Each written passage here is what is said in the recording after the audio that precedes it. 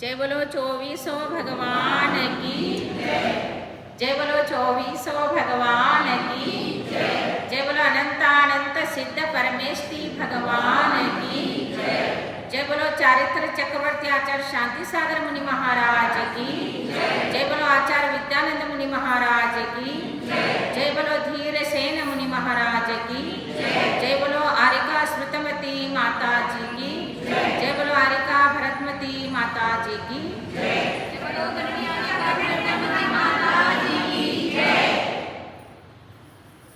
विसट्टकन्दोटदलानुयारं सुलोयनं चन्दसमानतुण्डं घोनाजियं जं पयपोपसोऽहं तं गोमटेशं पनमामि नित्यं पनमामि नित्यं पनमामि नित्यं।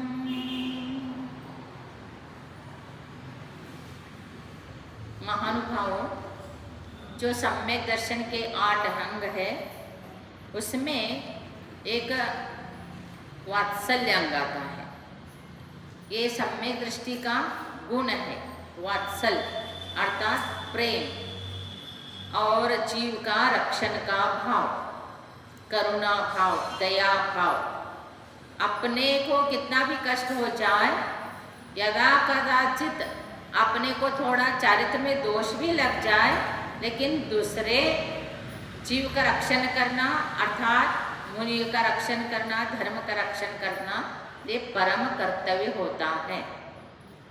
तो इसलिए जब ये वात्सल्य अंग जो है 7वां नंबर है, ये अपने निशंकित निकाक्षित निर्विचिकित्सा दृष्टि उपगुण स्थिति करना वात्सल्य। तो ये जो वात्सल्य अंग है इसमें फेमस हुए हैं, कौन फेमस हुए मालूम है? विष्णु कुमार मुनि। तो विष्णु कुमार मुनि कैसे फेमस हुए, ये सारे आपको जो अपने समंतभद्र आचार्य ने रत्नकर्ण श्रावक आचार्य में जो सम्यक दर्शन के 8 गुण बताया है, उसमें वात्सल्य अंग का बहुत सुंदर संस्कृत में सब दृष्टांत दिया है, बताया है। तो वात्सल्य अंग अवंती देश है। अवंती देश में उज्जैनी नगरी है। अवंती देश उज्जैनी नगरी। उस उज्जैनी नगरी का राजा कौन था? श्रीवर्मा। राजा का नाम क्या? श्रीवर्मा। उनकी रानी का नाम लक्ष्मीमती।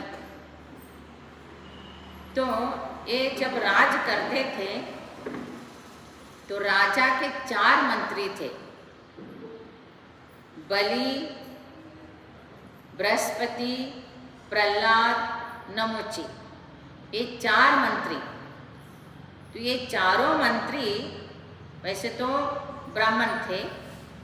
ब्राह्मण वर्ण जो है, हमारे आदिनाथ भगवान के पुत्र भरत चक्रवर्ती ने वर्ण स्थापना किया था। तो ब्राह्मण का अर्थ ये है कि ब्रह्म अर्थात जो आत्मा को जानता है उसको ब्राह्मण कहलाते थे।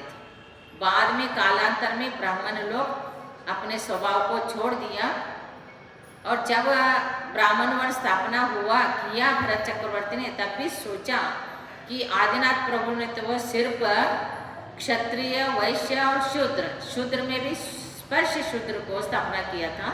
3 ही वर्ण थे, लेकिन मैंने एक परीक्षा करके और भगवान के वाणी के प्रति जो श्रद्धा करता है, जो अनुव्रत पालन करता है, उनको ब्राह्मण अर्थात आत्मा को जानता है, इसलिए ब्राह्मण वर्ण स्थापना करके जैनेऊ पहना के ब्राह्मण वर्ण स्थापना किया था।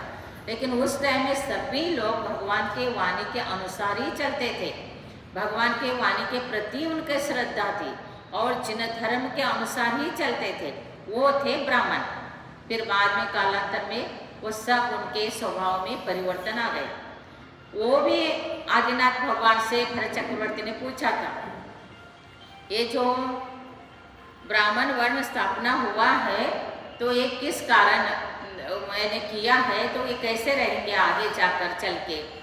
तो आदिनाथ प्रभु ने कहा था कि जो ब्राह्मण है तो ठीक रहेंगे कुछ समय तक, लेकिन बाद में जो अपने स्वभाव से क्रूर होकर जैन धर्म के विरोध करेंगे, जैन धर्म को नष्ट कर देंगे, इस प्रकार हानि पहुंचाएंगे, तो फिर अब क्या कर सकते।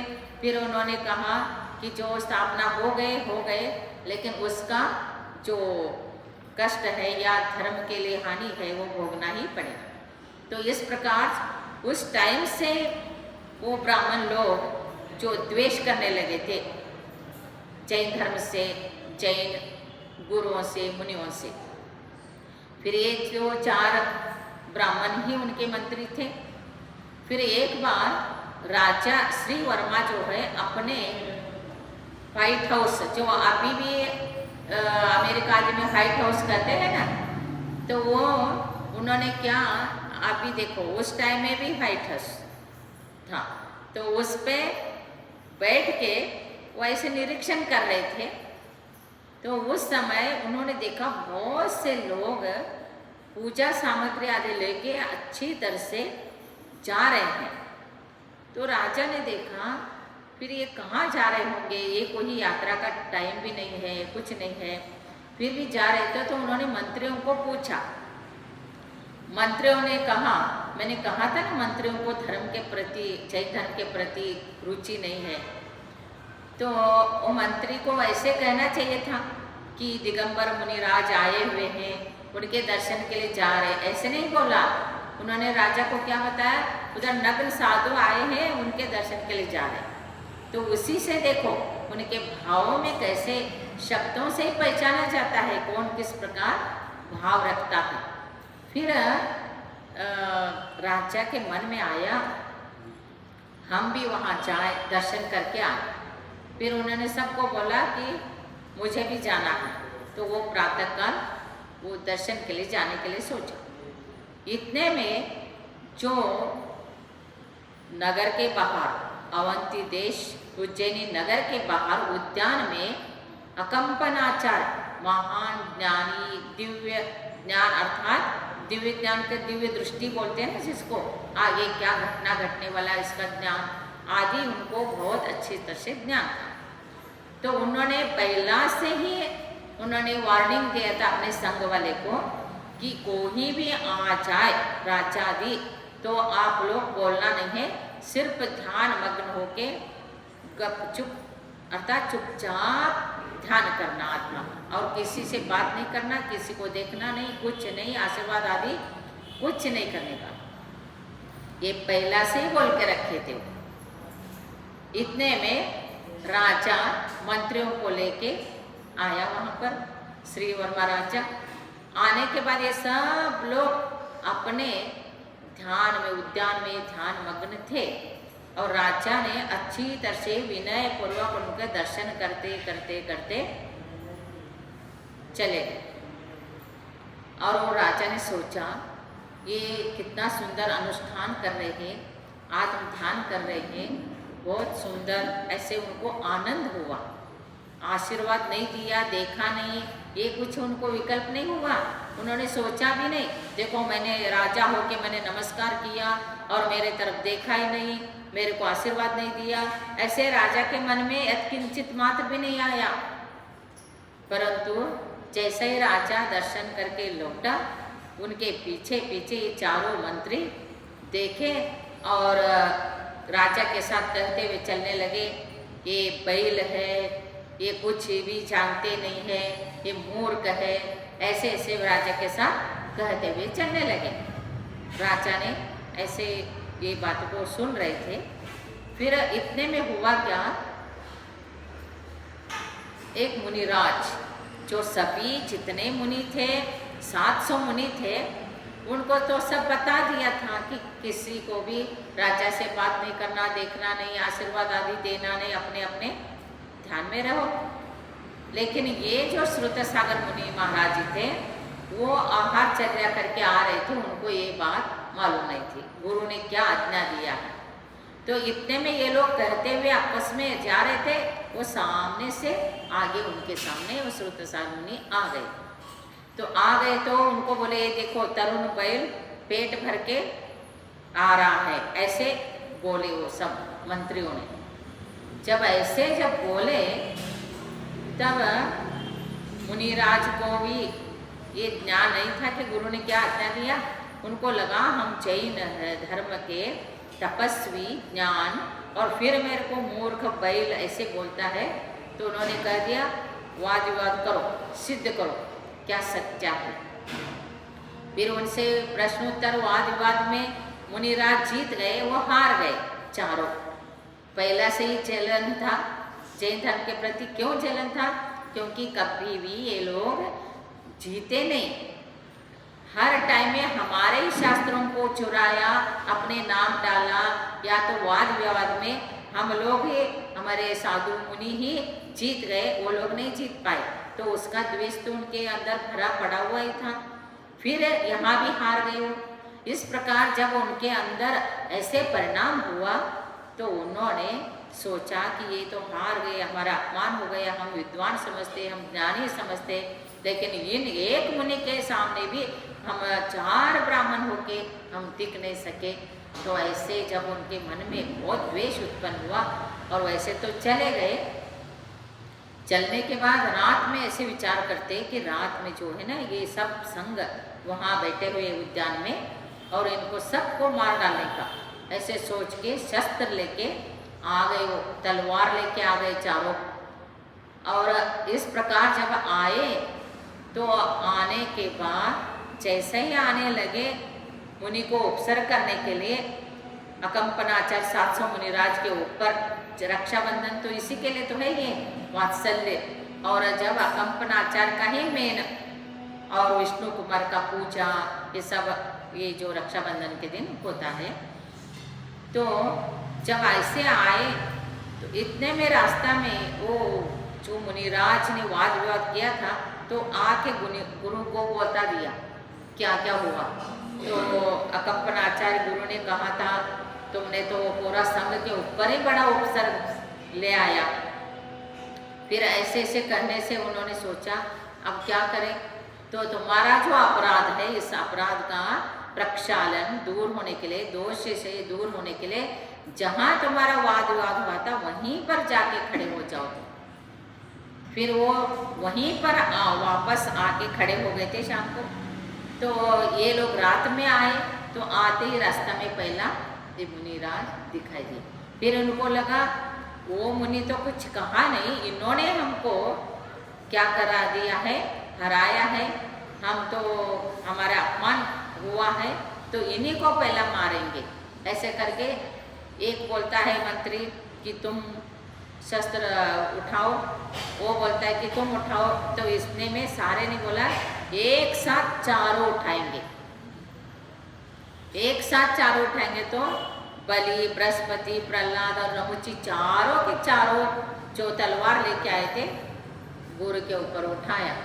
और जैसा उठाया तो वहाँ के यक्षदेव नगर देवता जो है वो नगर देवता के कंपायमान हो गए आसन। तो उन्होंने जान लिया उदित ज्ञान से ऐसे ऐसे मुनिराज के ऊपर उपसर्ग हो रहा है। तो तत्काल वहाँ आई और उनको कीलित कर दिया, पत्थरवत कर दिया। और जैसे के वैसे ही तलवार उनके हाथ में ऐसे प्रहार करते हुए खड़े हो गए और वो भी पत्थर जैसा ही खड़े हो गए, इधर का उधर नहीं हिल सके। फिर इतने में वो रास्ता में खड़े थे मुनिराज। तो लोग आने वाले जाने वाले नगरवासी सब राजा को बता दिया, समाचार राजा तक पहुंच गया। राजा को लगा ऐसे हैं ये लोग, तो ऐसे ही लोग करके उन्होंने क्या कर दिया कि इनको बताएंगे। फिर करके राजा वहाँ आए, प्रत्यक्ष देखा, प्रत्यक्ष देखकर उन्होंने क्या किया कि तुम लोग जो है ना हमारे राज्य में रहने लायक नहीं है। तो ऐसे करके उनको दंड दिया। उनको तो कोई शिक्षा मारने का नहीं दिया, उन्होंने सोचा कि चलो इनको क्या मारने का है। तो उन्होंने गधे पे बिठा के नगर में घुमा के नगर से बाहर, देश के बाहर कर दिया वो चारों को। और वो चले गए, और चले गए तो चलते चलते वो जा रहे थे, और इतने में हुआ क्या है, योगा योग से अकंपनाचार भी वहाँ से विहार करके चलते चलते अवंती देश उज्जैनी नगरी से कहाँ पहुँच गए, गुरुजांगल देश हस्तिनागपुर में गए। हस्तिनापुर नहीं, आप लोग हस्तिनापुर, हम लोग हस्तिनापुर बोलते, लेकिन हस्तिनागपुर। हाथियों का कलप रहता था वहाँ पर, बहुत बड़े बड़े हाथियाँ। तो हस्तिनागपुर में गए, और वहाँ पर जाने के बाद इतने में ये लोग इधर विहार कर रहे और वो लोग पहला से ही पहुँच गए थे। और वहाँ पर कुरुजंगल देश के हस्तिनापुर नगर के महापद्म राजा राज करता था। और उस महापद्म राजा को 2 पुत्र थे, एक पद्म और दूसरा विष्णु। फिर वो बहुत, राजा लोग तो बहुत वैभव भी भोगते हैं, सुख भी भोगते हैं, ज्ञानी भी होते हैं, सम्यक दृष्टि भी होते हैं, गुरुदेव और शास्त्र के प्रति समर्पित भी रहते हैं। और उन्होंने सब संसार को जाना था, संसार आसार है, ये वैभव तो एक दिन छोड़ के जाने का है, इसलिए तपस्या के लिए उन्होंने मन बनाया था। तो अपने पद्म पुत्र को राज दे दिया और अपने विष्णु कुमार पुत्र के साथ दीक्षा धारण कर लिया उन्होंने, और दीक्षा धारण करके तपस्या करते वहाँ से चले गए। और वो जो पद्म राजा था, तो उनके पास ये लोग चलते चलते ये चारों मंत्री पहुंच गए वहाँ पर, और उनको मालूम हो गया कि यहाँ पर राजा है, राज करता है। वहाँ पर पूछ लिया कि हम आपके राज्य में ऐसे ऐसे आए, तो उनको मंत्री बना दिया इन्होंने। इनको क्या पता है ये क्या है, कौन है, मंत्री बनाया।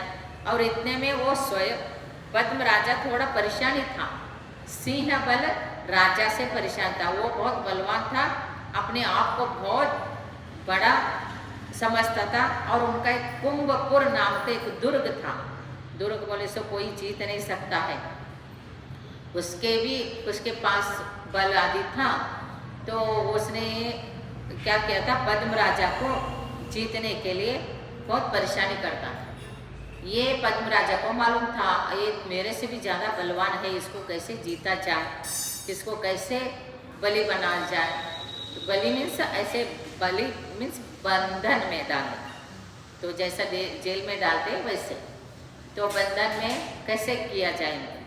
इतने में ये मंत्री लोग बन गए थे।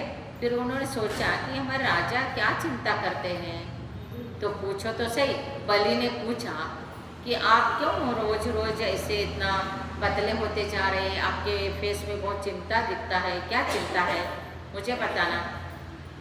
उन्होंने बताया ऐसे सिंह बल राजा है तो हमारे ऊपर आक्रमण करना चाहता है, और ऐसे ऐसे बातें सब बता देना। उन्होंने बोला इसको मैं कर देता हूँ।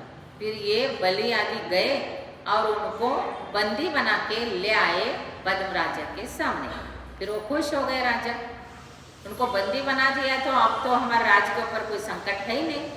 तो फिर खुश होकर क्या बोला राजा ने, आप जो चाहे वो मांगो, बोल दी। फिर वो बलि बहुत होशियार था, उसने बोला मुझे जब चाहिए तब मांगूंगा तब देना। फिर अच्छा ठीक है ऐसे कह दिया। फिर वो अपने राज्य करने लगे। इतने में ये मुनिराज का कंपनाचार्य, मुनिराज का संग वहाँ आ चुका, और वो भी कहाँ पर, नगर के बाहर आया हुआ था। और ये पता चल गया ये बलि, बृहस्पति, नमुची, प्रहलाद को, उनको लगा कि ये पद्म राजा जो है ये मुनि भक्त है और ये कट्टर जैन धर्म का पालन करने वाले हैं। तो इनको यदि पता चल जाए हमने ऐसे ऐसे किया है इन मुनियों के लिए, तो फिर हमारे तो बहुत फजीते हो जाएगा। इसलिए उन्होंने क्या कर दिया, इस सब चीज़ों को छुपाने के लिए, और वो मुनियों के ऊपर क्रोध निकालना था, तो इसलिए बोला कि जो वर आपको देना था वो वर हमको दीजिए। तो राजा ने बोला 7 दिन का राज तुमको दे देता हूँ। राज मांगा था उन्होंने, 7 दिन का राज दे दो। तो मैंने तो वचन दिया है, तो इसका मतलब क्या है, तो दे ही देता हूँ। तो जब वचन दिया है तो 7 दिन का राज दे दिया और पद्म राजा नहीं रहा, अपने घर में चुपचाप बैठ गए। और ये जो उपसर्ग करने के लिए ये तैयार हो गए। आतपनगिरी करके वो हस्तिनापुर के बाहर आतपनगिरी पर्वत पे ये सब लोग ध्यान मग्न थे, कायोत्सर्ग से सब तपस्या कर रहे थे। और इन्होंने क्या कर दिया, वहाँ पर सब जगह सब पहाड़ बना दिया और बहुत हिंसा का वस्तु ला के डाला और अग्नि जला दिया, जिस धुआं से वो सब परेशान होके उनका प्राण निकल जाए, ऐसे कर दिया इसने। और इतने में हुआ क्या, मिथिला नगरी, जो मिथिला नगरी आज कहाँ पर है मालूम है, नेपाल में है। वो मिथिला नगरी में मुनिराज थे और वो मुनिराज ऐसे तपस्या कर रहे थे और वहाँ पर रहते थे। तो एक दिन ऐसे ही शुद्धि के लिए प्रातःकाल में बाहर आए और बाहर आकर उन्होंने देखा श्रवण नक्षत्र कंपायमान हो रहा है, काँप रहा है। तो उससे उनको बहुत अच्छा ज्ञान था, अवधिक ज्ञान से जान लिया कि तुरंत उनको पता चला हस्तिनापुर नगर के बाहर आतपनगिरी पर 700 मुनिराज को उपसर्ग कर रहे हैं ये सब लोग। ये जानकर वो बहुत दुखी हो गए और वो अपने आप में विचार करने लग गए, अब इसको क्या करें। तो इतने में उनके पास एक पुष्पधर नाम का एक विद्याधर क्षुल्लक दीक्षा लिया और उन्होंने पूछा आप क्या विचार कर रहे हैं, क्या कह रहे हैं। तो उन्होंने बोला कि ऐसे ऐसे 700 मुनिराज के ऊपर महान उपसर्ग आया है और ऐसे हो रहा है, फिर इसका निवारण कैसे करें। तो उन्होंने कहा, पुष्पधर क्षुल्लक को कहा कि यहाँ से धरणीभूषण पर्वत पर विष्णु कुमार मुनि तपस्या कर रहे हैं, वहाँ जाओ और उनको बोलो आपको रुद्धियाँ प्राप्त हो चुकी है, आपके द्वारा ये उपसर्ग दूर होता है, ऐसे कहो। तो क्षुल्लक विद्याधर थे तो आकाश मार्ग से गए और उनको क्या कर दिया कि ये सारे बातें कह दिया और बोला कि आपको रुद्धि प्राप्त है। वो तो तपस्या करते थे कर्मों का निर्जर के लिए और उनके अनेक रुद्धियाँ प्राप्त हो गई थी, उससे विक्रिया रुद्धि प्राप्त हो गया था। विक्रिया रुद्धि प्राप्त होने से उन्होंने प्रयोग करके देखा कि ऐसे मुनिराज ने कहा है कि ऐसे ऐसे विक्रिया रुद्धि प्राप्त है। तो प्रयोग करके देखा तो हाथ लंबा किया तो पर्वत के पार होके समुद्र तक पहुंच गया। तो उनको विश्वास हो गया कि मेरे को जो गुरु कह रहे हैं तो मेरे को रुद्धि प्राप्त हो गए। उस रुद्धि से उन्होंने क्या कर दिया, वामन शरीर धारण कर दिया, एक हाथ का, और ब्राह्मण रूप धारण कर लिया और आकाश मार्ग से चले गए और वहाँ पर सीधा जाके पद्म राजा के पास से पहुँच गए। वैसे पूर्व मीन्स ग्रस्त अवस्था के पद्म राजा कौन है, इनके भाई हैं। और पद्म राजा के पास गए और तुम महामुनियों के ऊपर ऐसे क्यों उपसर्ग कर रहा है, ऐसे पहला उनको ही पूछा। उन्होंने कहा कि ऐसे ऐसे हुआ, ऐसे हुआ, जो हो गया था घटना घटी थी वो सब बताया। फिर वर मांगा तो मैंने 7 दिन का राज दिया, मैं अभी राजा नहीं हूँ, वो लोग राजा है और ऐसे कर रहे हैं, वो ऐसे ऐसे बताया। तो उन्होंने ठीक है सारे बातें अच्छी तरह से समझ के उन्होंने सोचा कि अब तो हम क्या करेंगे, उपसर्ग दूर करने के लिए प्रयत्न। तो वामन शरीर धारण करके ब्राह्मण रूप जैसा बन के वो जहाँ पर यज्ञ मांडा था धुआं उसके परेशानी करने के लिए, वहाँ पर वेद वाक्य बोलते हुए सुंदर काव्य बोलते हुए वहाँ चला गया। तो ये सब सुंदर इतना बोल रहे हैं, उसको सुनकर बलि खुश हो गया।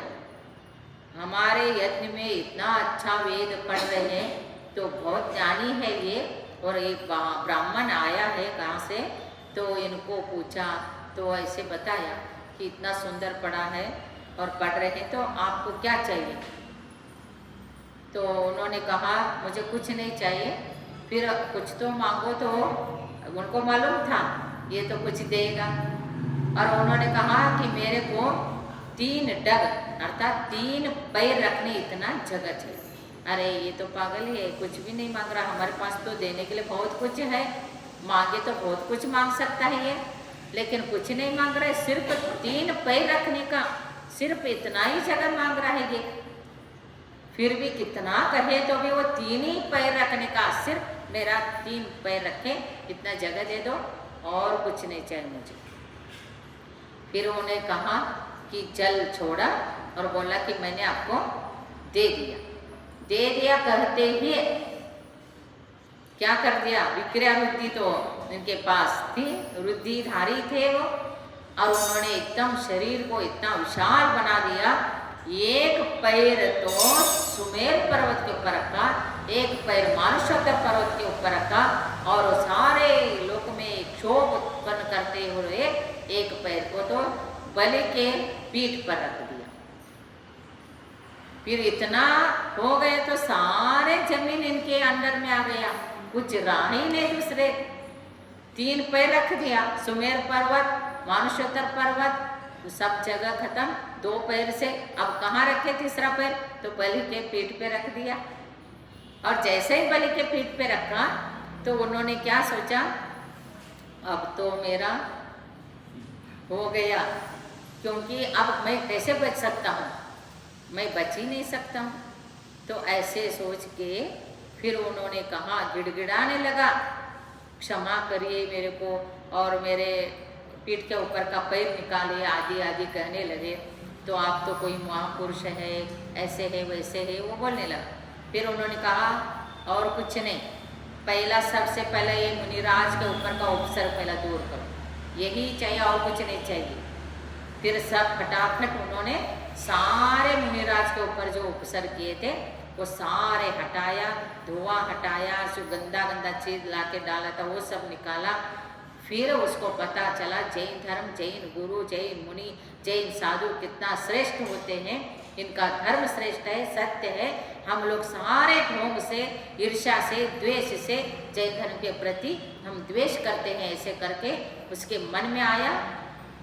उसने अपने आप को शरण गए और मुनिराज विष्णु कुमार मुनि अपने आप को रियल रूप में आए, तो उनके मुनि के चरणों में साष्टांग नमस्कार करके जैन धर्म को स्वीकारा चारों मंत्रियों ने।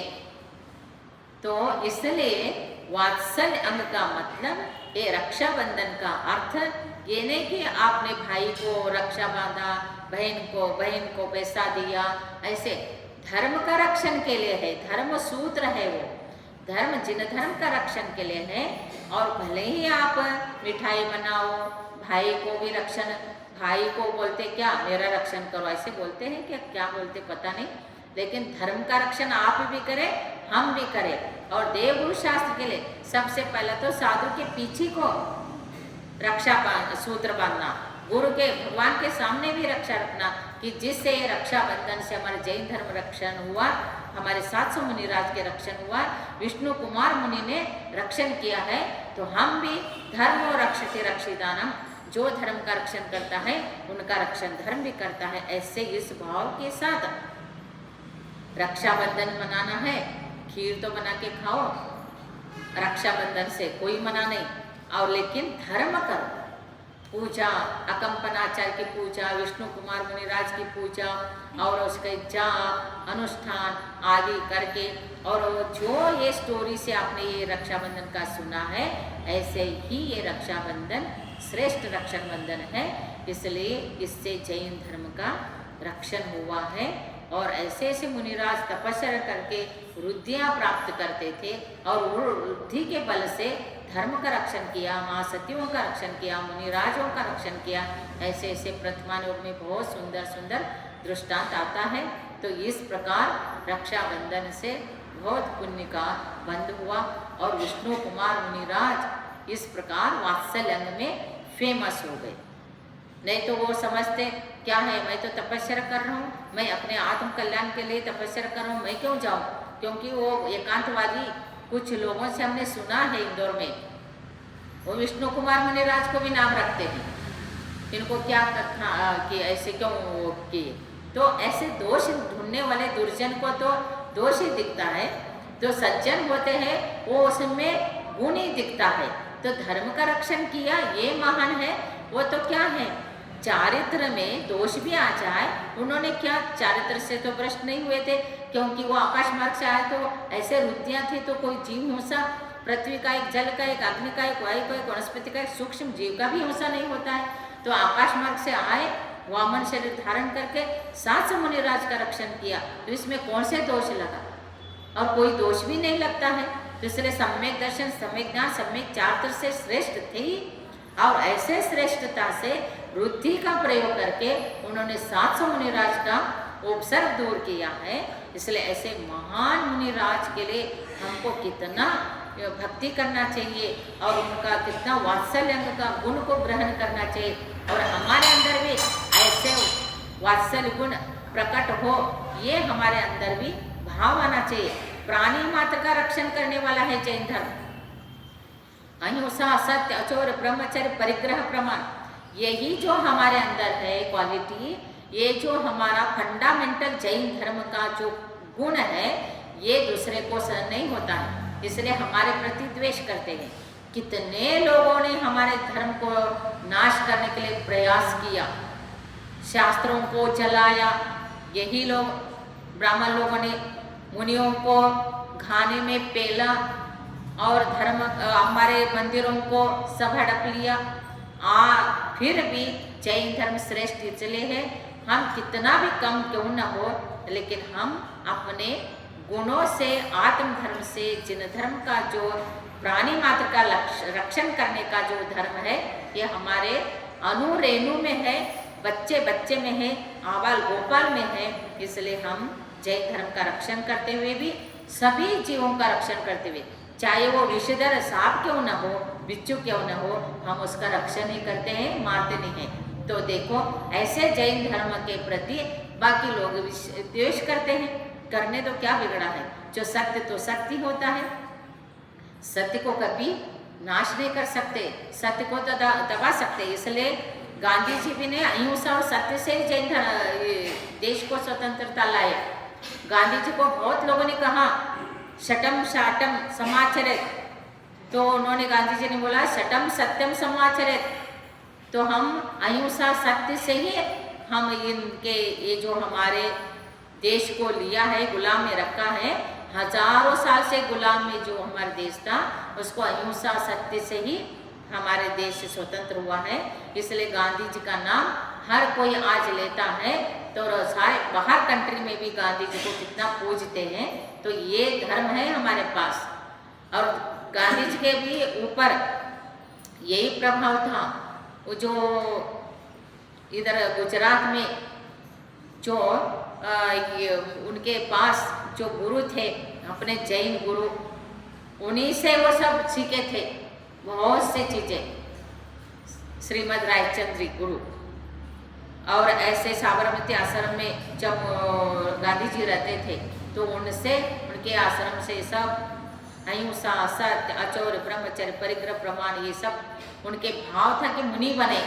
ऐसे जैन धर्म श्रेष्ठ है, तो श्रेष्ठ धर्म को सभी लोगों को अपनाना है। इसलिए आपके बच्चे को भी ये जो स्टोरी है या कथा है, ये वात्सल्य अंग का, और ये जो विष्णु कुमार मुनि ने कैसे रक्षण किया है, कैसे धर्म है, ये सब बता के आप लोगों को भी क्या करना चाहिए, जैन धर्म का उत्कृष्ट भाव सबके अंदर आए, प्रचार प्रसार करें। इसलिए हम लोग कोई भी शत्रु क्यों ना हो, कोई द्वेष करने वाला क्यों ना हो, उनको हम वात्सल्य भाव के साथ, प्रेम के साथ, मधुर वचन के साथ उनके भाव को परिवर्तन करना और उनको भी सच्चा धर्म का मार्गदर्शन करना।